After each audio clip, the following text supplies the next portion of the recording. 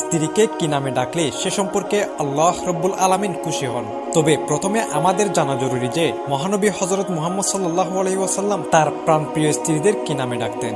এটি জানলে আমরা আমাদের এই দামি প্রশ্নের উত্তর পেয়ে যাব ইনশাআল্লাহ। প্রিয় দর্শক, আমাদের সমাজে অনেকেই স্ত্রীদেরকে সন্তানের মা নামে ডাকেন।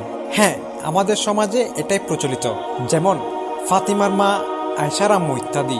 যদিও এভাবে ডাকা বিশেষ কোনো অসুবিধা নেই, তবে আপনি এগুলোকে আদর্শ ডাক নামও বলতে পারবেন না।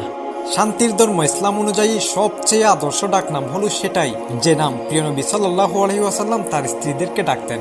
বিভিন্ন সহিহ হাদিস ভালো করে যাচাই বাছাই করে যা বোঝা যায় তা হলো, প্রিয় দর্শক, আপনি নিজের স্ত্রীকে ইচ্ছামতো যে কোনো নামেই ডাকতে পারেন, কিন্তু খেয়াল রাখতে হবে যে আপনার ডাকা সেই নামটি যেন শিরক মুক্ত হয়।